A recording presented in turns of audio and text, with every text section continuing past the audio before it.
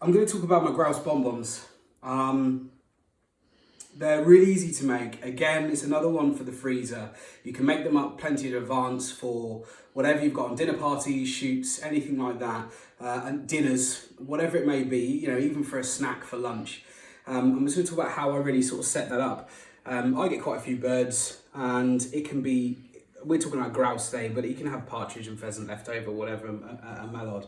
But it's the legs I want to talk about. They do take a little bit longer to cook than your breasts. So I've always broken down birds, and this is what I do. So I tend to get an onion, skin on, chop it into three, drop it into the bottom of the pan, a couple of cloves of garlic. We're just going to crush those and drop them in as well.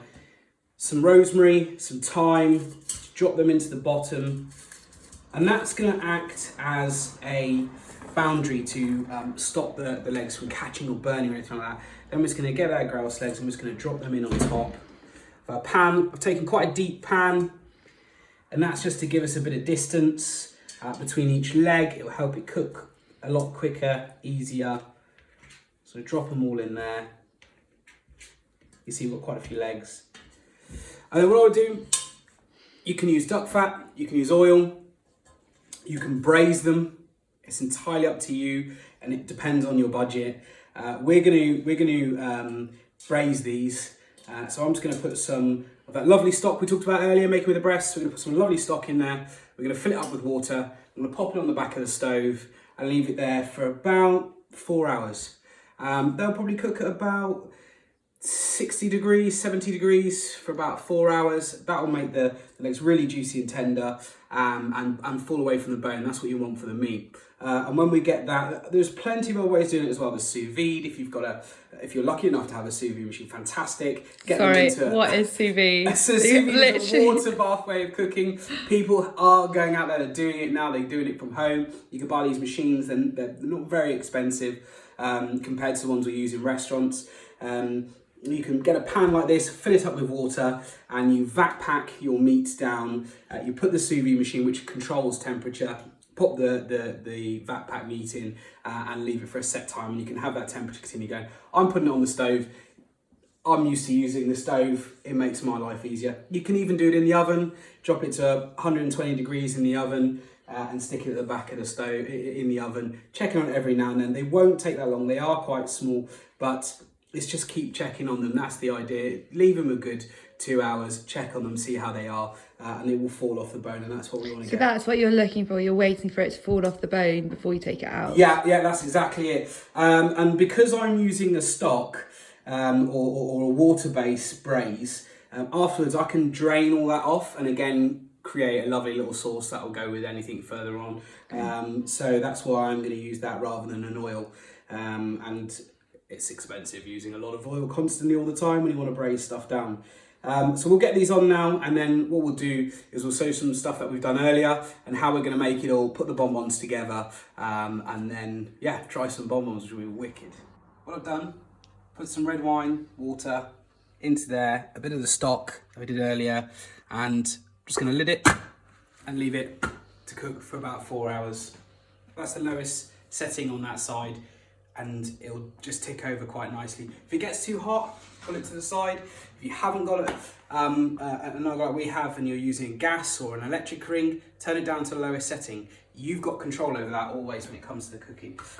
We've got control over it by moving it away from the heat source, and that's what you want to do as well. If yours very, very hot, I tend to use some of the metal rings. So if you've got some pastry cutters, you can pop one on there as well and sit that pan on top of that, and that again will reduce the contact and reduce the heat. So we're going to leave that on there to go. What I've got here is a couple of potatoes, and then we'll talk about what we're going to do in this bowl, which is some of the grouse I prepped earlier. It's all the leg meat, and I've mixed it just with some shop bought haggis as well, but we'll talk about it. So we're just going to make some mash, again, very quick,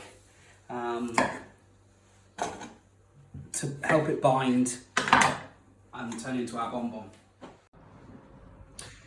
So we've got our grouse, we've cooled it down in the fridge, we've added our haggis. We're now going to take a bit of cooled potato as well, And that helps again if you've got kids, if you're trying someone new with it, if they've never had it before, and you can see straight away what the potato does.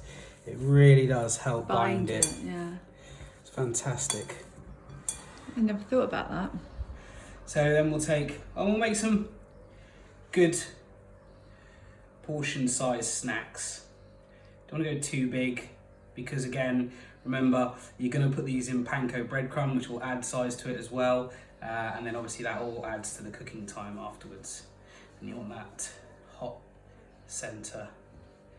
So probably 35, 40 gram balls. Could you do it as a canapé? You absolutely can do it as a canapé. This is Because then you can make them really small, so it's like one bite, easy. Yeah, absolutely. So this was an idea of one of the canapés I used to do in a hotel back in the day, about that size, and again just pane them and deep fry them. You can serve them on a teaspoon. I'm totally going to do that. Yeah, little teaspoon. Again, whether you want to put mayo, mustard mayo, piccalilli, a puree of some sort, whatever you want on the spoon with it. So it's got like a really nice flavours all going there. And again, look, there we go, we've made 9 and a canapé ball as well. Perfect. And what we'll do is we'll just pane them, we'll drop them in the fryer, and Louisa, you're going to try them again. So, oh God, I'm gonna... So just dropping them in the breadcrumb.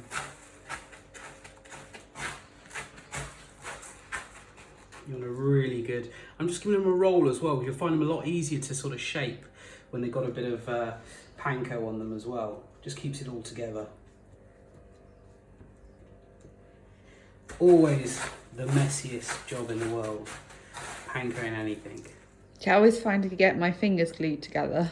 Yeah, and you've just got to suck it up, get through it, and keep going, because otherwise if you stop, you'll be finding that you'll stop after every single ball. I've also learnt my lesson of wash my hands before I put them into the fryer. That was because then my hand was getting stuck to the wooden spoon. Absolutely. So just take it in stages, take your time, it's not a rush. You're going to get them done, you're going to get them all pankoed, lovely. So we'll see you in a few minutes when we'll get them in the fryer. Oh. So I'm just going to drop these in to the fryer, nice and careful, as it's just oil in a pan, and not a regulated fryer. I'm always careful of these.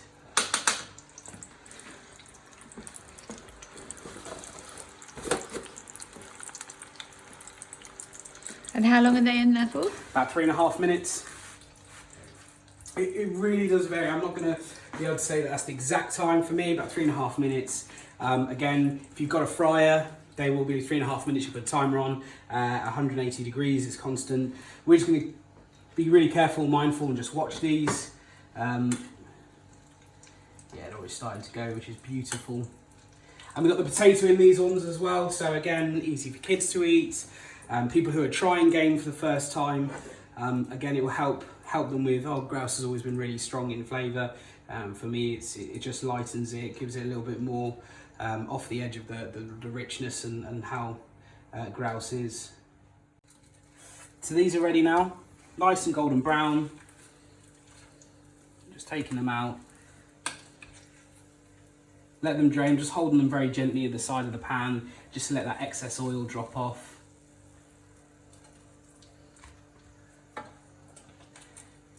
It does help if you've got fingers made for it as well. It does hurt. Yeah, I can do that. And again, don't be shy with the seasoning. A little bit more than salt. They're ready to go. We're going to tuck into them, and we're going to see everyone's results and how you feel about them, because I think they're delicious. So there's our bonbons with a BG assured grouse, haggis, and mash.